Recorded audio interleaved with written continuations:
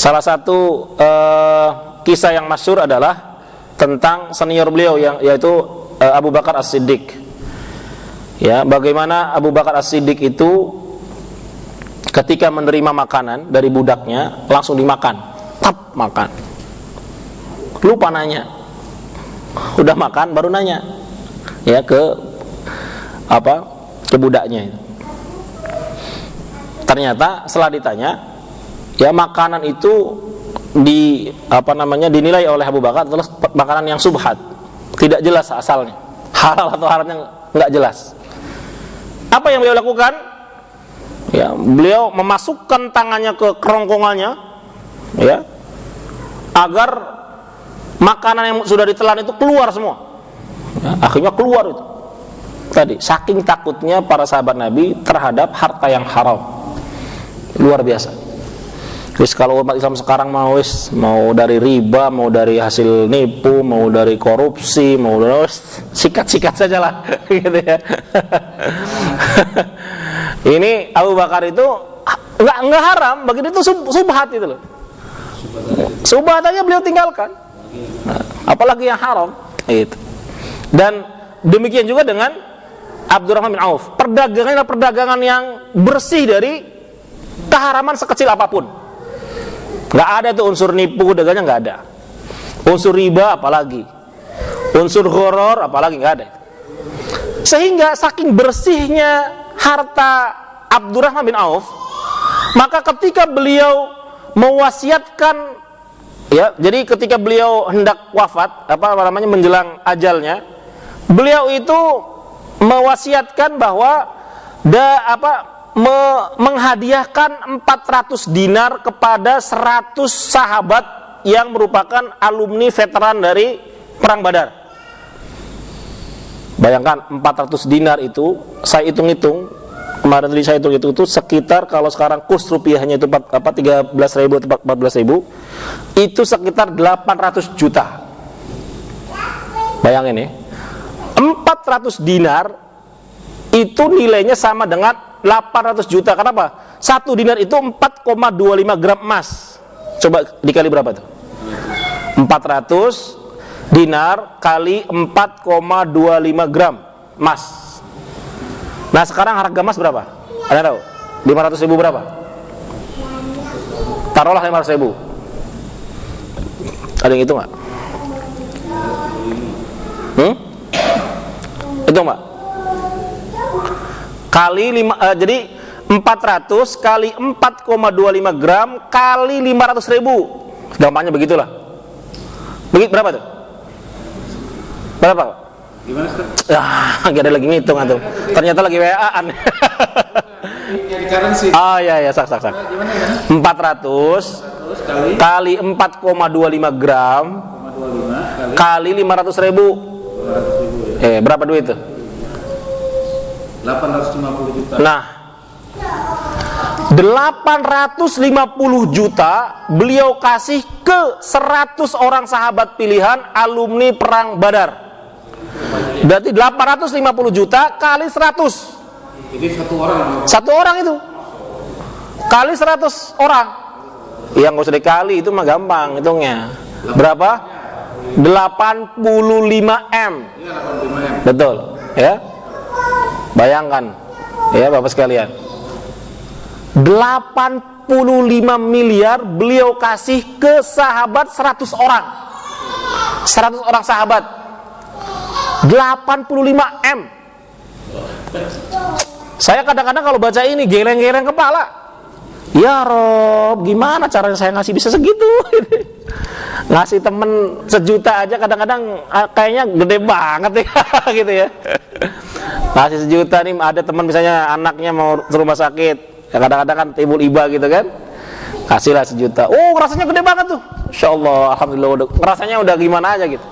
Padahal beliau ini masihnya tanggung-tanggung 850 juta kepada 1 orang sahabat kali 100 sahabat.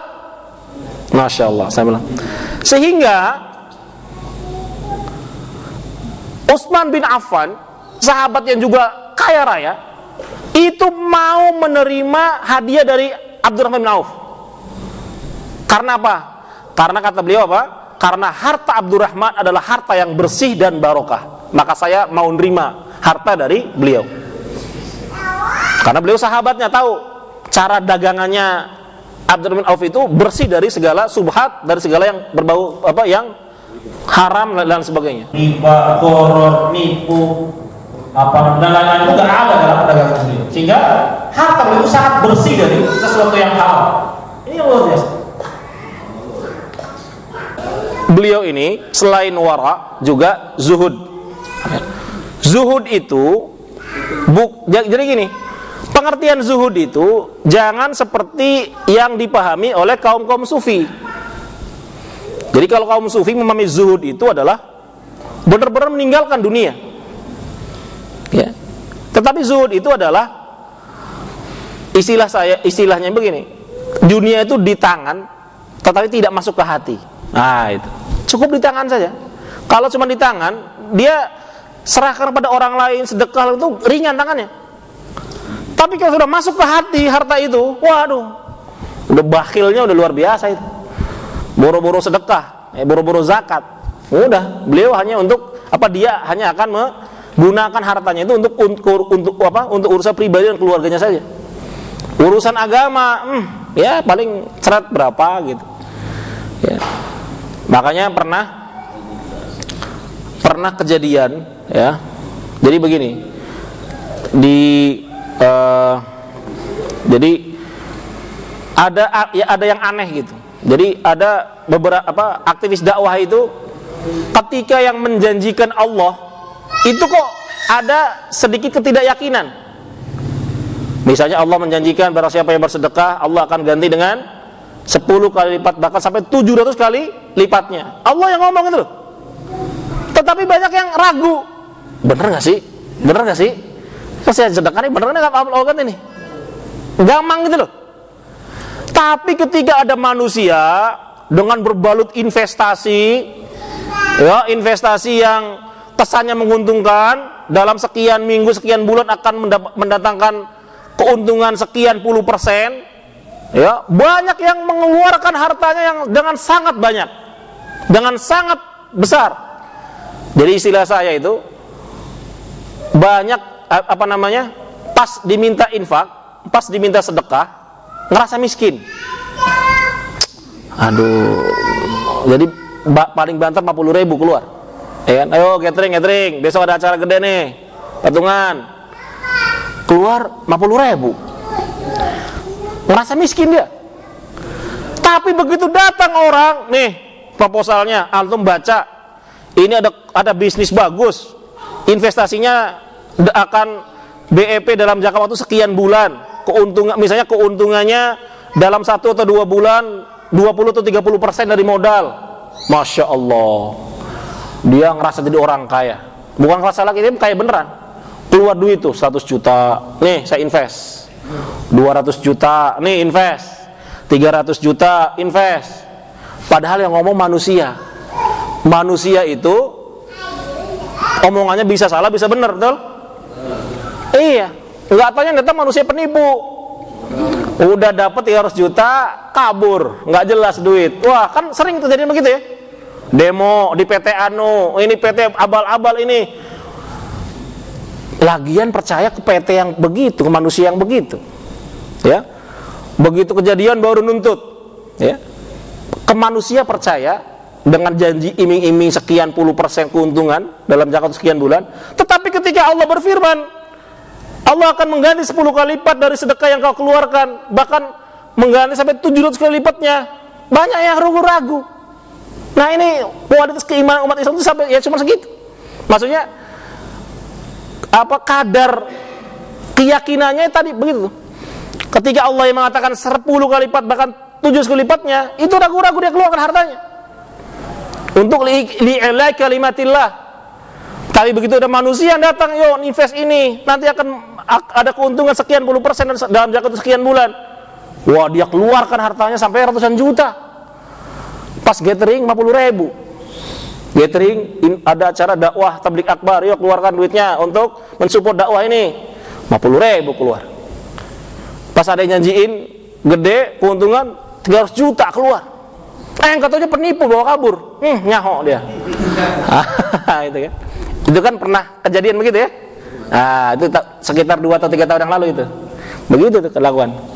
Makanya kita harus lebih yakin dengan janji Allah Subhanahu wa taala. Kenapa? Innallaha la yukhliful mi'ad. Allah tidak akan mengingkari janji-janjinya. Ketika Allah ngomong begitu pasti akan dibuktikan oleh Allah Subhanahu wa taala. Ya, alhamdulillah saya sudah banyak membuktikan itu. Jadi insya Allah bukan dalam rangka ini ya. Ini dalam rangka tasyakur bini'amah. Jadi saya sering ngajak makan-makan ke banyak teman-teman saya. Mau saya ke Bandung, mau saya ke Jakarta, mau saya ke Cirebon, mau saya ke Indramayu. Ketika ketemu teman, ayo makan. Saya bilang. Sering kali makan-makan belum selesai ini makannya. Marketing itu telepon saya. Salah satunya dia. Wahyu, bos, ada orderan bos, berapa? 100 juta. Alhamdulillah. Saya hitung-hitung dapat 20 juta. Alhamdulillah. Padahal itu makanan belum saya bayar.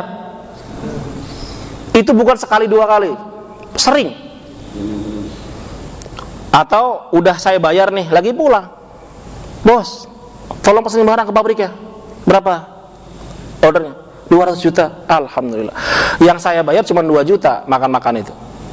Yang saya terima belum sampai kantor. Saya hitung-hitung 40 juta keuntungan. Alhamdulillah. Sering banget begitu. Jadi Allah itu kes-kesan aja gitu kalau saya sering ngajak teman-teman makan itu.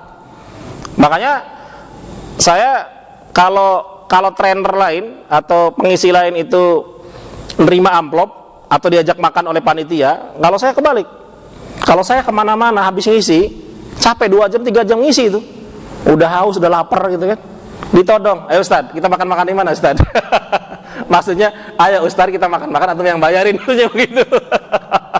Jadi hampir karena sudah tahu begitu, saya kemana-mana ditodong begitu, ayo Ustaz, udah selesai nih, yuk kita makan-makan di rumah makan mana Ustaz? Hayo, saya bilang, di Cianjur ini yang di mana yang paling enak? Oh di sana Ustaz, ayo 50 orang bereng ke sana.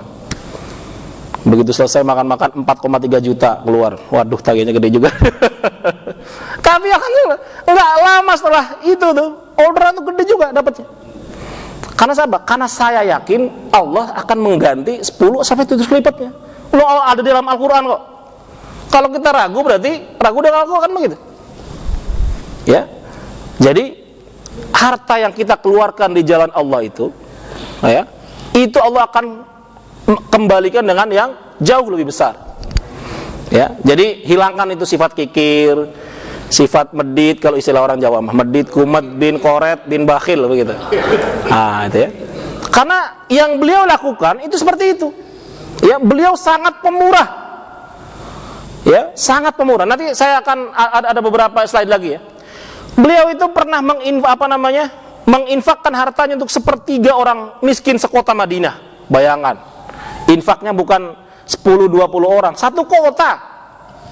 1/3 kota Madinah dibayar itu orang miskinnya. 1/3 yang lain untuk membayar hutang orang sekota Madinah.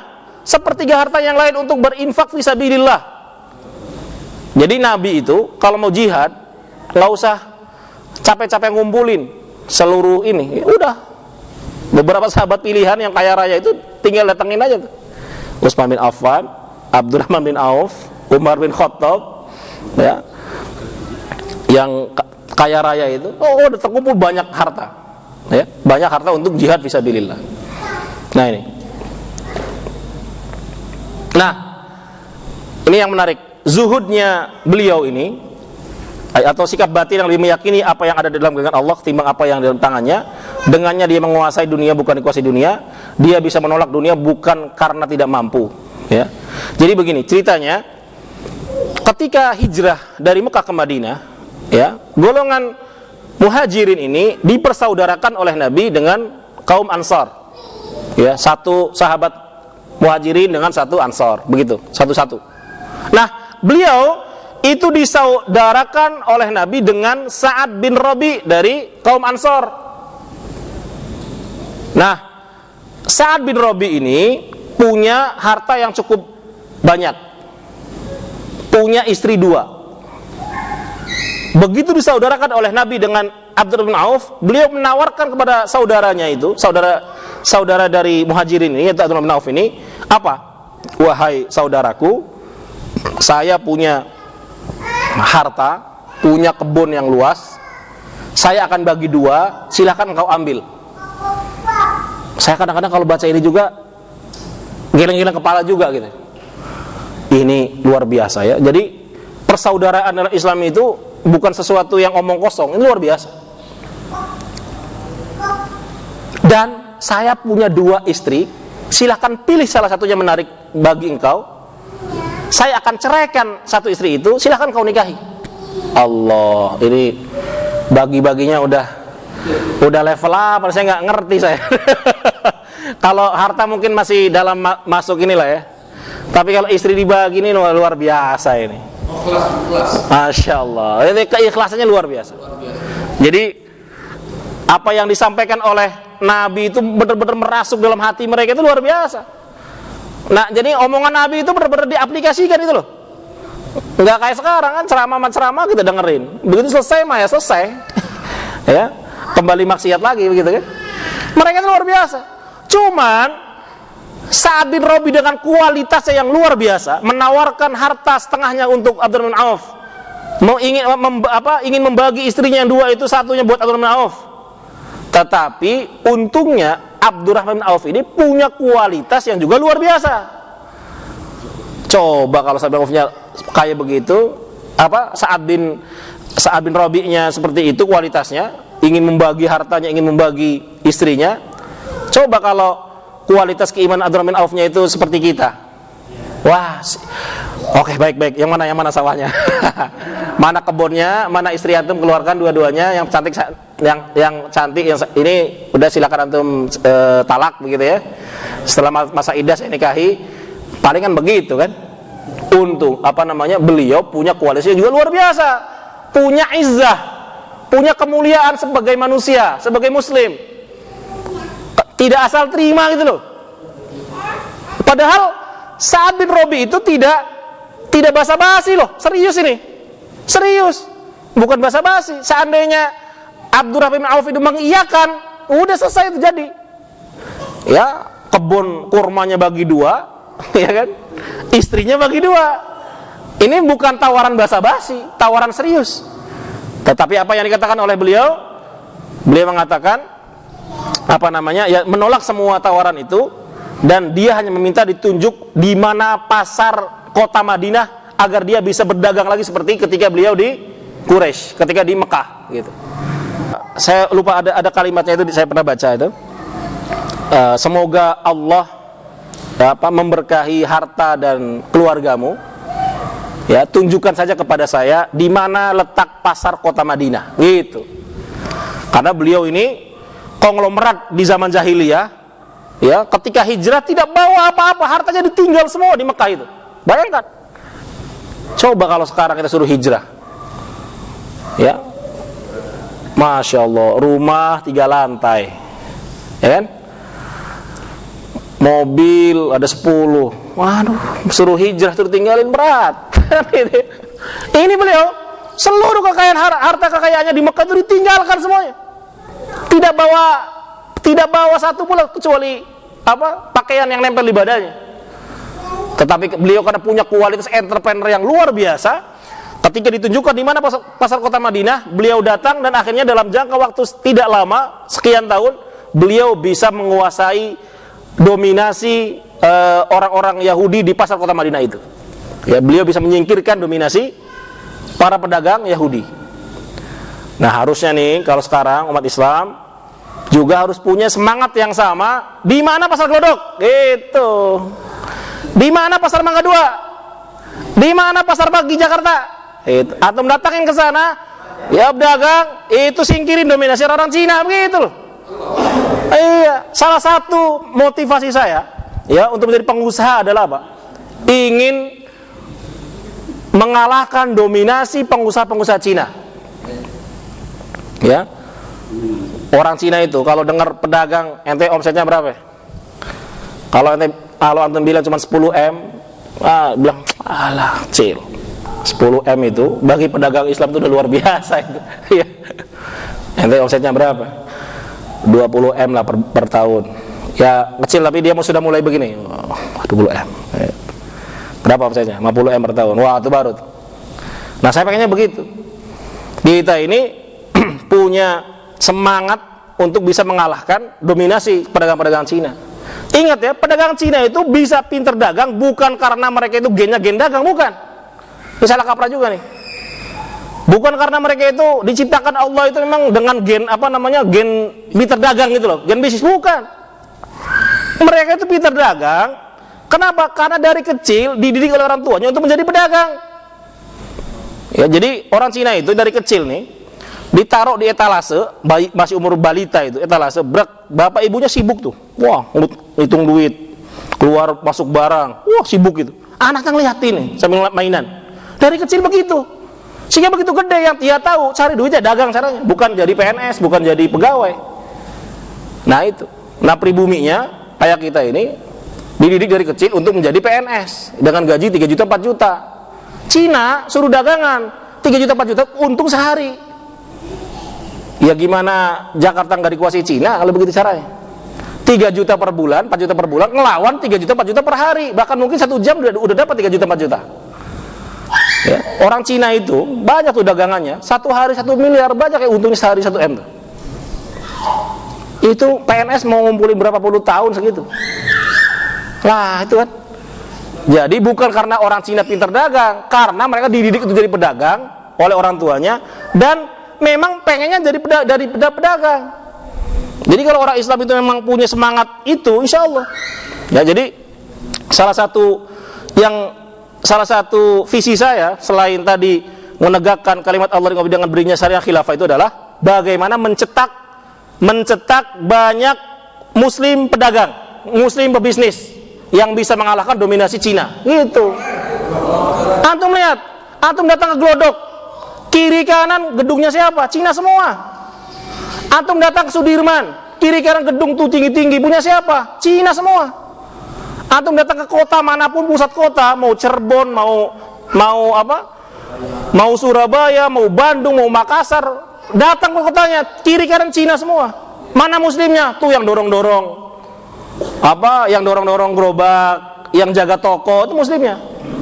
Disuruh-suruh sama kafir Cina, itu loh.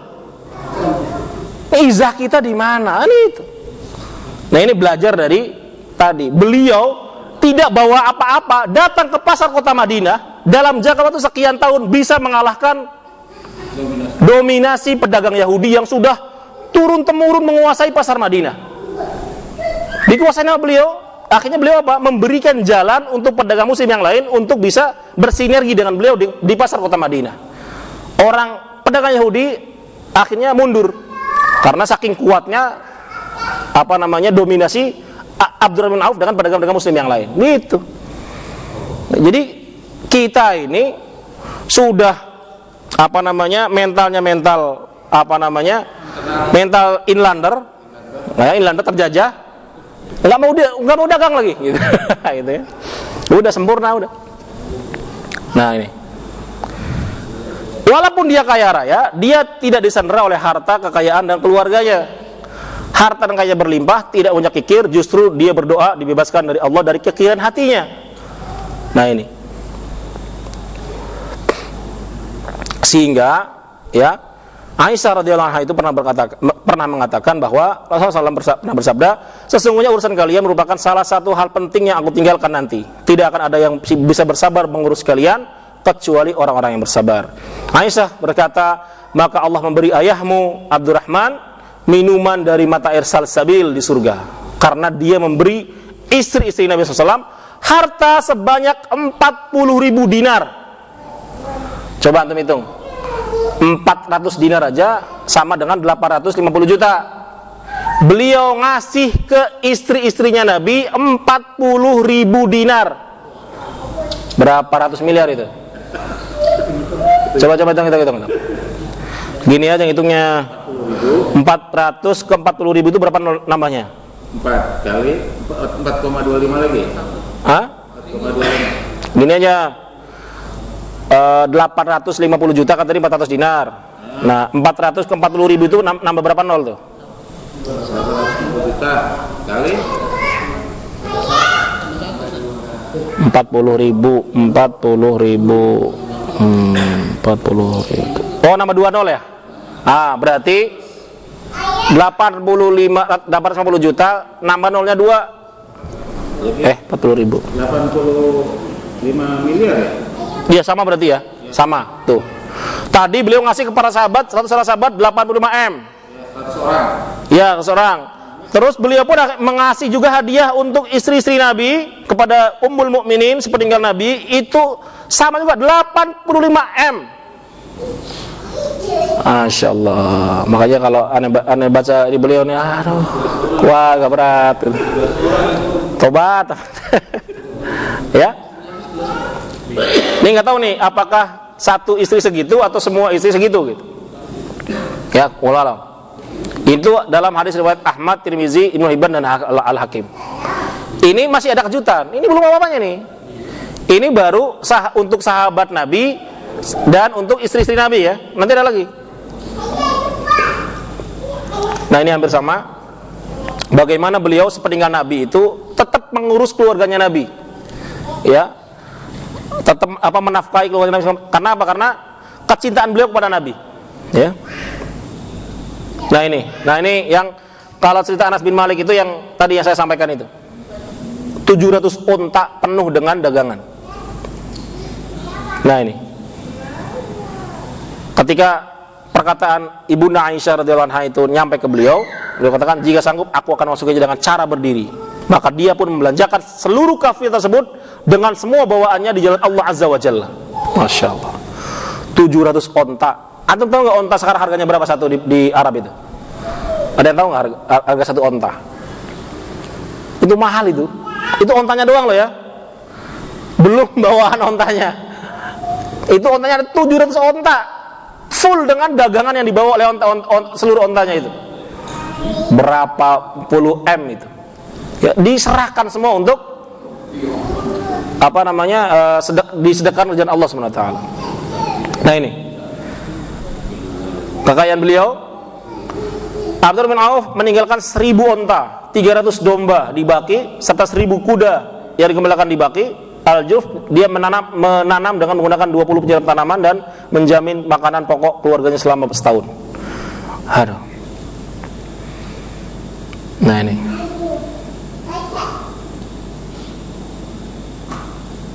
Nah, lihat.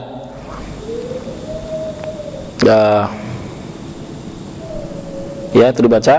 Yang Ibnu Abbas itu di bawah. Ibnu Abbas berkata, aku tidak pernah menyaksikan orang yang begitu merinding sebagaimana Abdurrahman bin Auf ketika mendengar baca Al-Quran. Jadi selain beliau ini pengusaha yang sukses, beliau pun sangat hatinya itu sangat dekat dengan Al-Quran. Sensitif sekali. Ya, kalau baca Al-Quran itu nangis. Luar biasa. Ya. Kalau sekarang ini kan kaya bumi langit ya. Kalau orang kaya raya itu biasanya makin jauh dengan agama gitu. Bisa kan begitu ya. Walaupun tidak semua. Makin kaya, makin jarang ke masjid, gitu ya. Makin kaya, makin bakhil. Makin kaya, boro-boro baca Quran. Makin sibuk dia. Ya. Beliau beda. Nah ini makanya ini tauladan yang sangat baik untuk pengusaha-pengusaha Muslim. Abdurrahman bin Auf selalu melakukan sholat yang panjang sebelum sholat zuhur. Dan jika ia mendengar azan akan menaik jubahnya dan keluar ke masjid. Maksudnya ke masjid gitu ya. Bayangkan. Kalau pengusaha zaman sekarang, apalagi yang pengusaha jangankan pengusaha besar, pengusaha ece-ece aja. Ya kadang-kadang pas mau zuhur tuh sibuknya masih luar biasa. Ya, beliau tinggalkan itu. Kalau udah masuk zuhur. Ya. Beliau membaca ayat kursi di setiap sudut ketika masuk rumah. Nah ini nanti bisa dibaca di rumah. Saya agak percepat. Dia harus meninggalkan Mekah untuk hijrah ke Habasyah demi menyelamatkan agama dari fitnah kaum Quraisy. Tadi sudah dibahas. Lihat. Telah sampai padaku bahwa Abdurrahman bin Auf mendapat sebanyak 21 luka pada perang Uhud. Dia juga terluka di kakinya hingga mengakibatkan dia pincang, ya. Gara-gara luka di perang Uhud itu beliau agak pincang kakinya.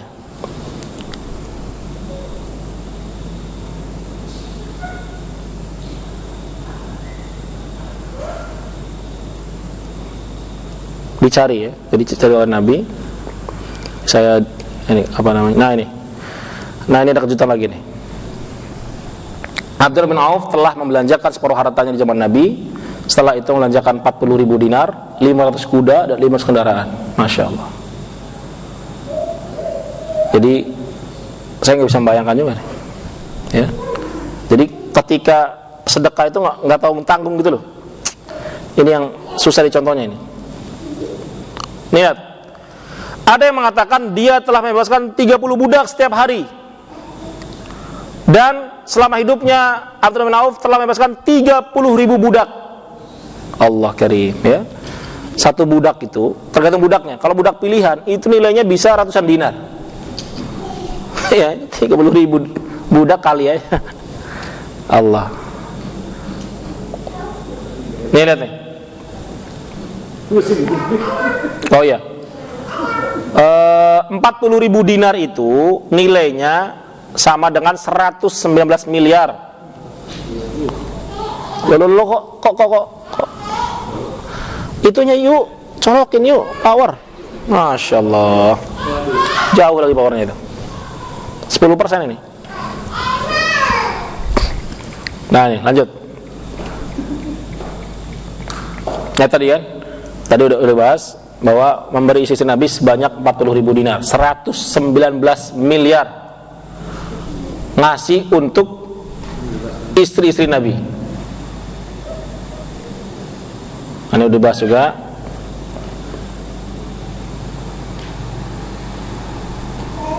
Nah, lihat, kayaknya gampang banget tuh. Sekian puluh ribu dinar itu biasa aja.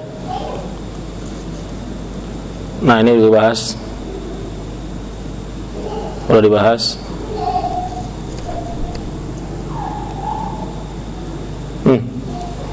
Mewasiatkan 50.000 dinar jalan Allah, setiap orang mendapatkan bagian darinya sebanyak 1.000 dinar. Nah ini nih, ini aneh bahas ini. Habis ini, lihat. Ini luar biasa nih. Lihat. Saat beliau wafat, beliau meninggalkan 4 istri. Masing-masing istri mendapatkan 297,5 M kali 4 istri, hampir 1,2 triliun. Gimana pada nggak mau nih kalau beliau? Abu Syamil satu istri mau mewariskan berapa? Abu Syamil bingung dia jawabnya. Ya, ini beliau.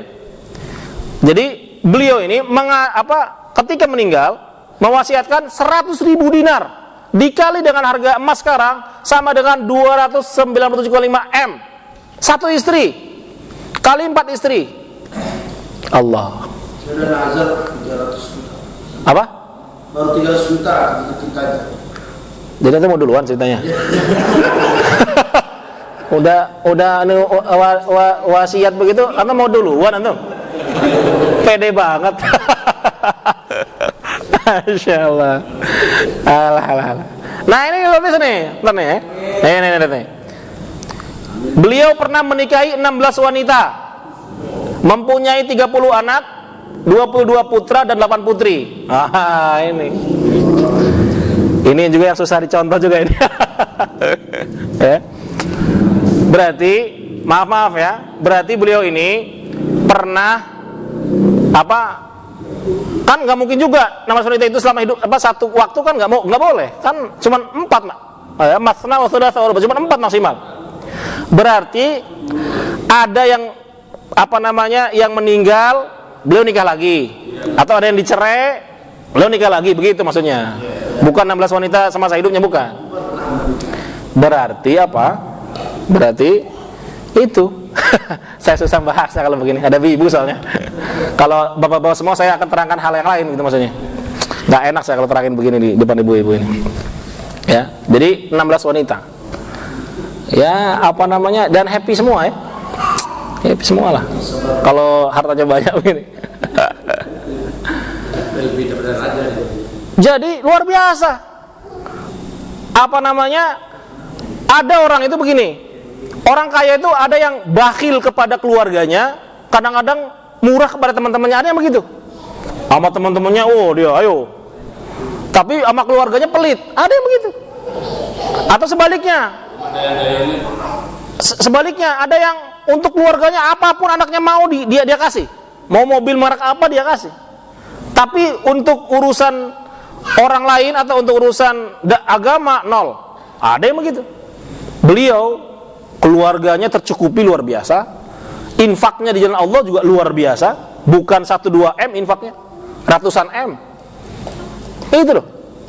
Jadi kalau perang, udah dari beberapa sahabat aja udah ngumpul tuh puluhan M. Jadi infaknya itu bukan infak gaya kita sekarang. Infak 100.000, 200.000. Infaknya gaya sahabat itu ber-MM gitu loh.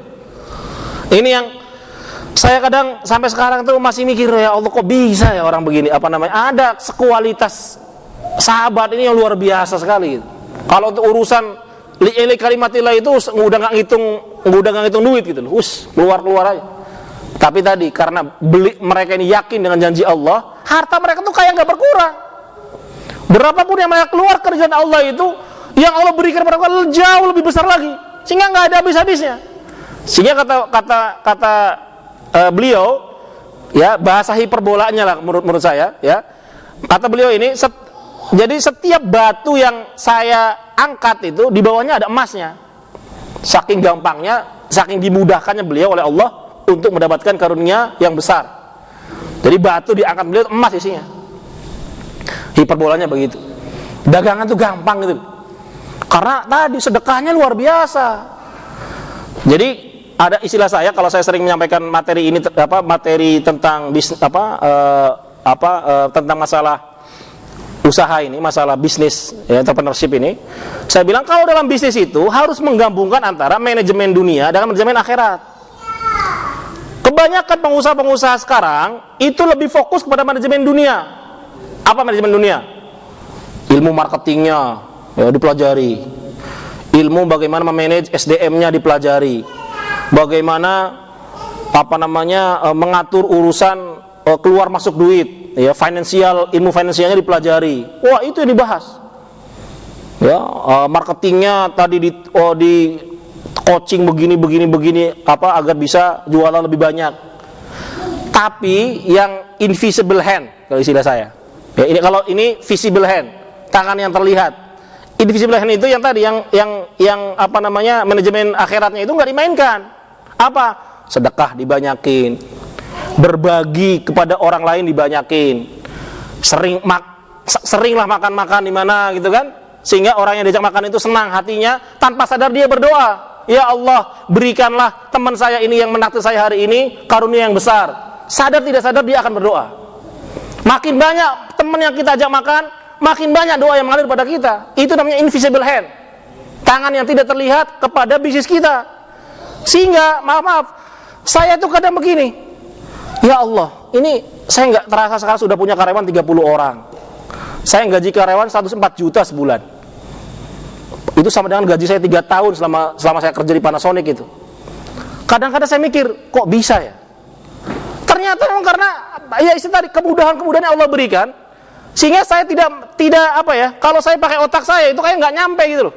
Kok bisa saya menggaji sampai 104 juta setiap bulan kepada karyawan saya?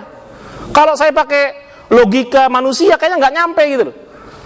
Ternyata tadi kita perbanyak tuh manajemen akhirat, sehingga istilah saya Allah itu menolong dari berbagai macam sisi dengan berbagai macam cara. Orang mau nipu, gagal nipunya.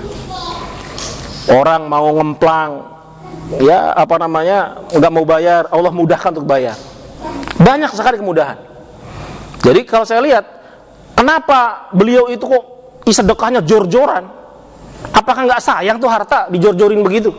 Ternyata semakin dia jor-joran, semakin Allah pun juga jauh lebih jor-joran kepada dia, mengasih harta yang jauh lebih banyak, sehingga tidak habis-habis gitu loh.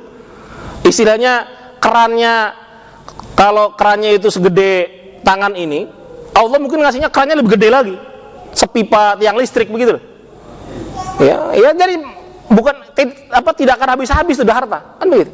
Nah, ini seharusnya yang dicontoh oleh para pengusaha muslim ketika ingin sukses dalam bisnisnya, sukses dunia, sukses akhirat gitu. Jadi tidak melulu berfokus kepada manajemen dunia. Ya buka cabang, buka ini, ilmu itu, terkait dengan marketing, terkait dengan manajemen keuangan, terkait dengan manajemen manusianya. Itu yang dibahas terus. Yang tadi yang akhirat itu tidak pernah dilakukan gitu loh. Ya, sehingga doa-doa itu tidak mengalir. Ya, sering tuh. Jadi saya kalau pulang kampung, kalau keluarga besar mungkin udah bosan kali itu kalau saya ajak makan. Suatu kali ibu saya bilang begini, "Dek, cobalah sekali-kali ajak tuh tetangga kiri, kanan, depan, belakang rumah untuk diajak makan. Makannya di sana di restoran dekat laut di Indramayu." Akhirnya saking senangnya tuh terkumpul 80 orang. Aki-aki ini itu udah tua-tua itu pada ikutan. Begitu masuk ke restoran pinggir laut itu, kan dihidangkan tuh ikan bakar yang gede-gede itu. Ini lagi disaji, nenek-nenek, ayo makan. Aduh, nah sama dia bilang begini, "Dek, seumur hidup saya baru makan enak sekarang." Ya Allah, saya masuk ke hati itu. Ya Allah, itu makanan biasa itu. Sebenarnya kan begitu bagi saya mah gitu. Dia ngomong begitu. Pada nangis. Baru sekarang makan enak katanya. Itu makan karena saking banyak ikan kan pada nggak habis tuh. "Dek, bungkusin ya. Bungkus nih semuanya," saya bilang. Bungkus. Wah, itu senangnya itu luar biasa. Itu sadar tidak sadar doa itu mengalir kepada saya. Ya. Doa itu mengalir. Nah, yang begitu-begitu itu akan memudahkan banyak urusan kita, termasuk urusan masalah bisnis. Gitu. Allah akan utus orang-orang yang tadinya mau beli ke orang lain, akhirnya beli ke saya. Bisa begitu tadi. Ya, jadi bagi yang pengen usahanya sukses, tadi kita contoh bagaimana cara sedekahnya Abdurrahman bin Auf radhiyallahu anhu. Ya. Sponsornya ganti dong ini. Apa itu? Aja jadi ini. Yang mana? Kopi bandnya. Kopi Ben. Bukannya punya Bang Ben itu? Kalau beliau pengen didoain, ya beliau tanggung. Tapi kalau doanya buat aneh tanggung nih. Nanti kopi deh. Nah, baik, sebenarnya masih banyak ini, nah, mana ini kesimpulannya sebenarnya? Ya pertama, ya saya 10 menit lagi lah ya. Antum itu meyakini betul firman Allah yabsutur rizqa liman yasha wa yaqdir. Allah melapangkan rizki siapa saja yang Dia kehendaki dan menyempitkannya. Keyakinan ini itu harus diyakini juga oleh seluruh umat Islam, ya, bahwa yang melapangkan dan menyempitkan rezeki itu Allah Subhanahu wa taala. Gitu ya. Dan ini diulang sebanyak 9 kali dalam Al-Qur'an. Jadi Allah lah yang menjadi sumber rezeki, yang melapangkan dan menyempitkan rezeki bagi hambanya, bukan semata karena usaha dan kehebatan manusia. Nah, itu. Jadi ketika ada keyakinan ini, ketika Allah berikan karunia-Nya, tidak menjadi sombong. Ya, tidak menjadi pengusaha sombong. Sebagaimana yang dilakukan oleh Qarun bin siapa namanya? Ya Qarun lah ya. Qarun itu saking kayanya, kunci gudangnya saja yang bawa itu kuda yang sangat besar. Kunci gudangnya. Gimana isi gudangnya? Ini kunci gudangnya. Masya Allah. Itu dia. Kunci gudangnya itu gimana gudangnya? Gimana isi gudangnya maksudnya? Tetapi karena dia sombong, Allah gulung hartanya. Itu. Tidak, jadi itu harta yang tidak berkah, ya. Nah, ini. Pertama, keyakinan dan tawakal kepada Allah SWT. Kedua, keimanan dan ketakwaan kepada Allah SWT. Ya, ada situ ayatnya. Kemudian ikhlas, tawadu, tidak sombong, wara' dan zuhud. Harta tidak akan berkurang karena diinfakkan, justru akan bertambah. Nah, ini keyakinannya. Sebanyak apapun yang dia keluarkan, Allah akan berikan yang lebih banyak lagi. 10 sampai 700 kalinya. Hanya mencari dan menggunakan rezeki yang halal dan thayyib.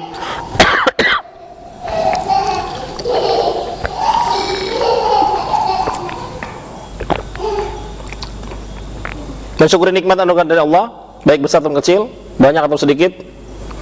Tidak berputus asa terhadap Allah SWT. Bekerja keras dan berusaha terus-menerus tanpa mengalah dan mempraktikkan hukum sebab akibat. Nah, itu. Jadi walaupun yakin rezeki tangan Allah, bukan berarti berpangku tangan. Nah, ada juga orang yang ya keyakinan yang salah lah begitu ya. Yakin rezeki tangan Allah tapi nggak berbuat apa-apa, tidak mempraktekkan hukum sebab akibat. Nah, betul.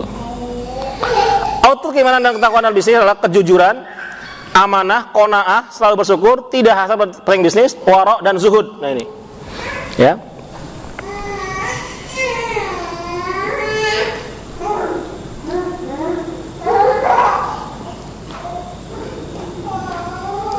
Coba,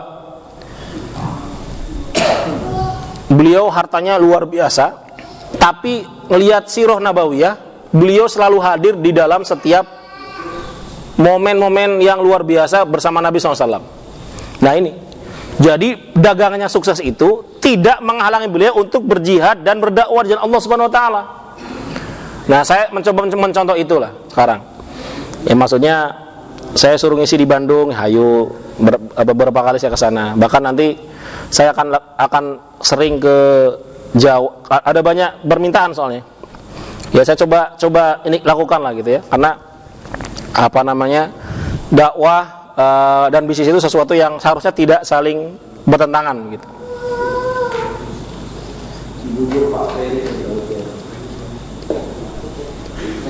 Nah ini, membelanjakan harta semata untuk Allah tidak membuatnya berkurang, justru semakin bertambah.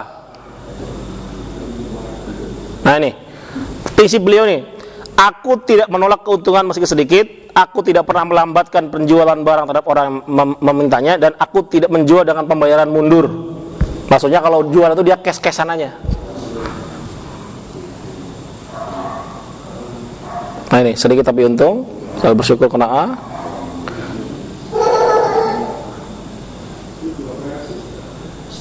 Nah ini, ya bisa lihat sini ya, belajar sendiri ya. Beliau wafat umur 75 tahun, cukup tua umur sampai wafatnya. Wafat di Madinah, dimakamkan di makam Baqi